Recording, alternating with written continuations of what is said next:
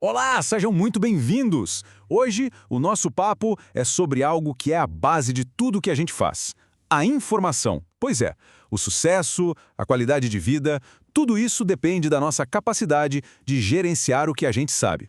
Só que na era digital, parece que estamos perdendo essa batalha. Nesta análise, vamos descobrir como construir um sistema para virar esse jogo. E aí, essa sensação é familiar? Aquelas, sei lá, 17 abas abertas no navegador, a caixa de entrada com mais de 999 e-mails que nunca são lidos, aquela pilha de projetos inacabados? A verdade é uma só. O volume de dados que a gente consome diariamente está superando, e muito, a capacidade do nosso cérebro biológico. E isso nos deixa num estado constante de sobrecarga e ansiedade. E é aqui que entra a filosofia central que ilumina o caminho. Essa frase é do David Allen, o criador do famoso método GTD, e ela inspirou o sistema que vamos explorar hoje, que foi popularizado pelo Tiago Forte. A ideia é simples, mas ao mesmo tempo revolucionária. A gente precisa parar de usar nosso cérebro como se fosse um depósito e começar a terceirizar essa tarefa de lembrar para a tecnologia. Ok, então vamos mergulhar um pouco mais fundo nisso. Para entender a solução, primeiro a gente precisa ter um diagnóstico claro. Por que exatamente nossos cérebros biológicos sofrem tanto com o ambiente de informação de hoje? Bom, a resposta está na nossa própria arquitetura cognitiva. A justificativa científica para isso vem da teoria da carga cognitiva. Ela basicamente nos diz que temos dois sistemas de memória bem diferentes. Um é a memória de trabalho, que é como se fosse a nossa lousa mental, sabe? Pequena e temporária. O outro é a memória de longo prazo, que é um arquivo imenso. O problema é que o bombardeio de informação sobrecarrega essa nossa pequena lousa e aí o conhecimento nem chega a ser transferido para o arquivo permanente. E o quão limitada é essa memória de trabalho? Os estudos mostram que ela só consegue reter mais ou menos de 4 a 7 pedaços de informação nova de cada vez. É isso, só isso. Qualquer coisinha a mais que isso e as coisas começam a cair pelas beiradas. É uma limitação biológica fundamental.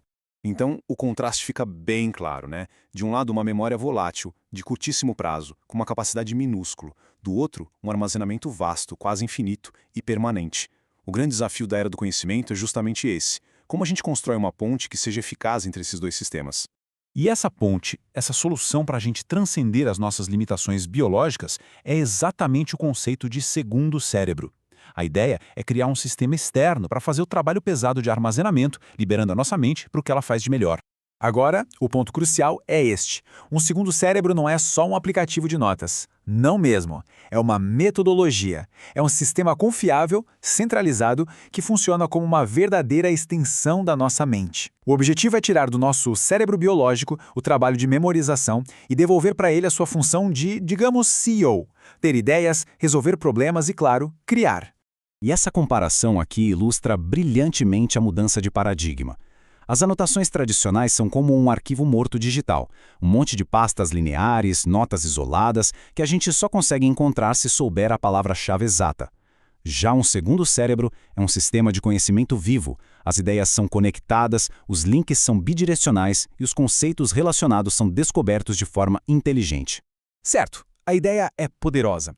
Mas como se constrói um sistema desses na prática? A metodologia se baseia em dois frameworks principais. Um é para o fluxo de trabalho e o outro é para a arquitetura da informação.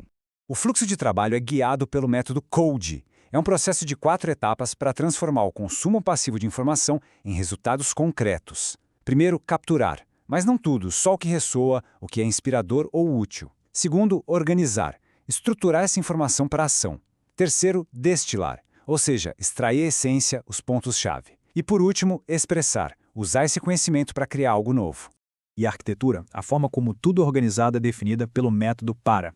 É um sistema incrivelmente simples, com 4 categorias principais que são baseadas naquilo que precisa de ação. Projetos, que são os esforços ativos com um prazo. Áreas, que são as responsabilidades contínuas, sem um fim definido. Recursos, tópicos de interesse que podem ser úteis no futuro. E, por fim, arquivos, que são os itens concluídos ou inativos das outras 3 categorias. E essa é a grande sacada do PAOR. A organização tradicional por assunto acaba criando silos de informação. Já a organização por necessidade de ação transforma o sistema de notas de uma biblioteca em uma oficina. A pergunta deixa de ser sobre o que é esta informação e passa a ser o que eu preciso fazer com esta informação. Ok, vamos expandir um pouco essa visão. Um segundo cérebro não existe isoladamente, sabe? Ele se torna o centro de um verdadeiro ecossistema de produtividade, se integrando com outras ferramentas e metodologias para criar um sistema operacional completo para pensar e fazer. A integração mais importante talvez seja com o método Getting Things Done, o GTD. Eles não são concorrentes, são na verdade complementares. O segundo cérebro gerencia o conhecimento e os materiais de suporte para os projetos. O GTD gerencia a execução, as tarefas, as próximas ações. Juntos, eles criam um sistema completo de captura e processamento, resolvendo tanto o problema da memória quanto o da procrastinação. E isso tudo nos leva a um ponto de virada que está acontecendo exatamente agora. A integração da inteligência artificial está transformando o segundo cérebro de um arquivo que depende de manutenção manual para um parceiro de pensamento dinâmico e inteligente.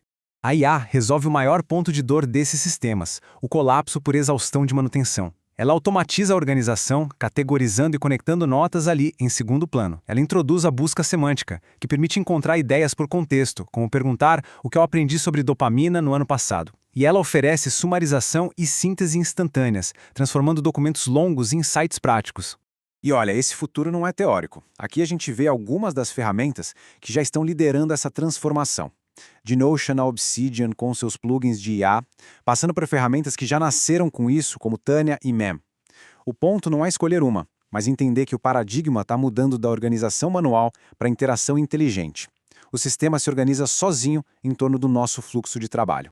Isso nos deixa com uma pergunta final, bem provocadora. Se a tecnologia pode cuidar do armazenamento, da organização e até da síntese do conhecimento, qual passa a ser a nossa função?